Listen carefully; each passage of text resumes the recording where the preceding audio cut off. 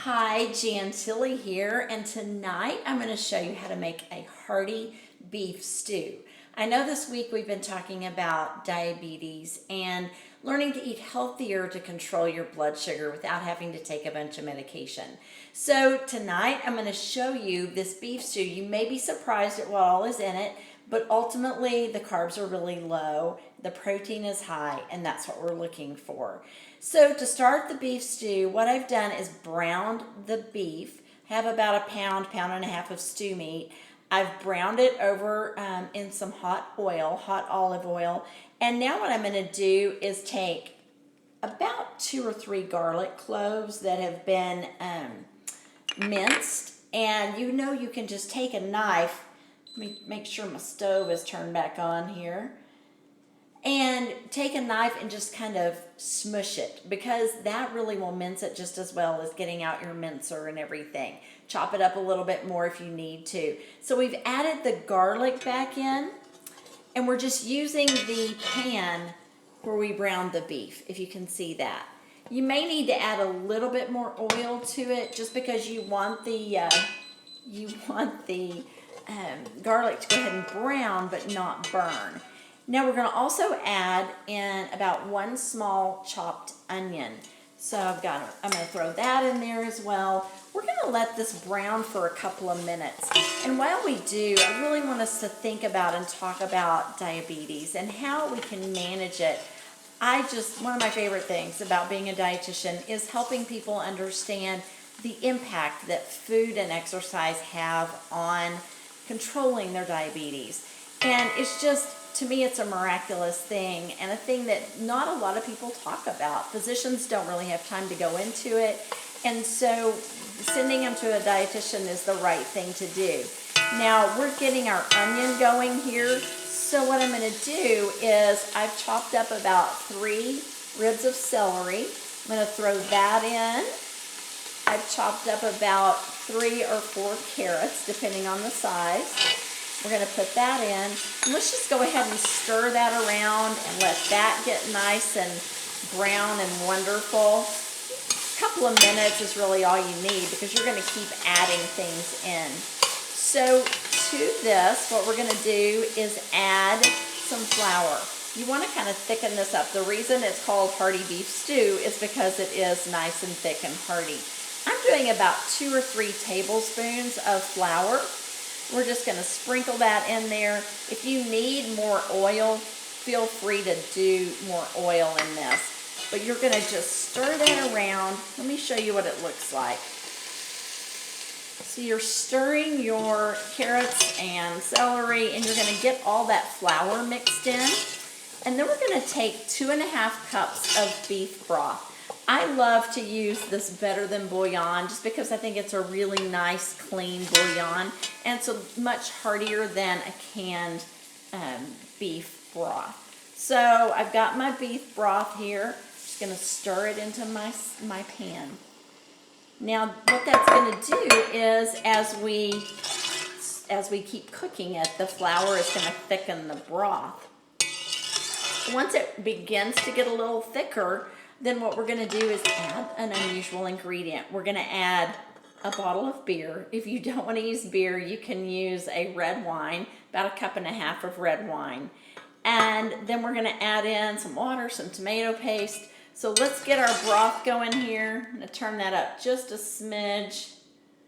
We don't want it cooking too fast, but we also want it to start bubbling. So when it does, I'm going to add the beer and the tomato paste and the additional water. I'm going to put the meat back in, because again, as you know, one of the most important things with diabetes, I always tell people, fat and protein are your friend.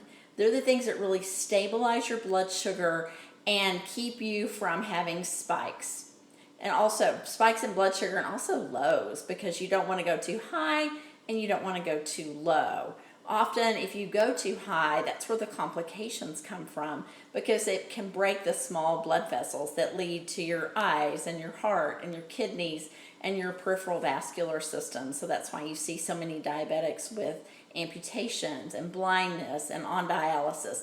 All of those things can be prevented just by learning how to combine your foods correctly And this is one of those things that has all the components in it. So let's keep stirring. My broth is thickening here. And let's add in the rest of the ingredients. I'm also going to use some tomato paste. And I don't know if you've used the tube tomato paste, but it's so handy because you're not opening a jar and wasting half of it. I'm going to use about 2 tablespoons of tomato paste. And that way you just get a really nice rich flavor. That's really the whole purpose of the beer or the wine, the tomato paste. If you don't want to use beer or wine, you can always use a can of tomatoes and some Worcestershire sauce. I've done that too, and it's absolutely delicious. Now let's add our bay leaves. I'm going to do a couple of bay leaves. I don't know if you've used bay leaves in stew before, but it absolutely makes it. And then some dried thyme. So let's sprinkle that in there. You really want the thyme leaves. And let's stir that around a little bit more. Let it kind of get going.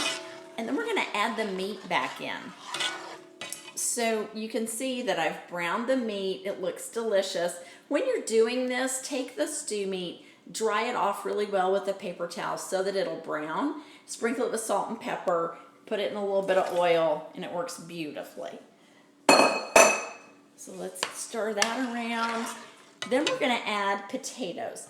I did about 3 little Yukon Gold potatoes.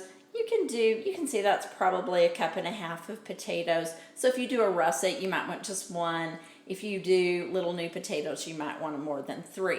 Then we're just going to put those into our beef stew. Let that get stirred around. Now, again, you may be surprised that I'm adding potatoes and beer to a beef stew that's really good for diabetics. But the great news there is you don't have to give up flavor, and you don't have to give up your favorite foods to eat healthy with diabetes. And I would love to show you how to do that. It's my passion. If you need help, please call me at my office, 210-545-4422, and ask for me. We take all insurances, and typically diabetes is covered by everybody, including Medicare. So take a look here. I'm going to add about 1 cup of frozen green peas. We'll stir that into our wonderful beef stew. And now what we're going to do is just let it cook. Let's just let it cook without your lid on for about 20 or 30 minutes. Also, if you'd like, you can even put the lid on and let it simmer on low. That's actually what I like to do. Simmer low for 30-40 minutes and let everything, all the flavors marry together really well. So let me show you what the beef stew starts out looking like. I don't know if you can see that. Don't want to dump it out on you, but it's beautiful. All the celery and carrots and potatoes and the meat give it such a pretty color, and then the peas just really make it pop. So look for this recipe on my Instagram post and also on my Facebook. It's going to be in the newsletter tonight, so hopefully you'll look for that as well. And for this and more recipes just like it, you can go to my website at healthbyjan.com and also to my Instagram at healthbyjan. Please give me a call if you need any help with diabetes, managing diabetes, or if you know someone who could really benefit from this. I hope that you'll pass it along. Thank you so much for listening, and enjoy your hearty beef stew.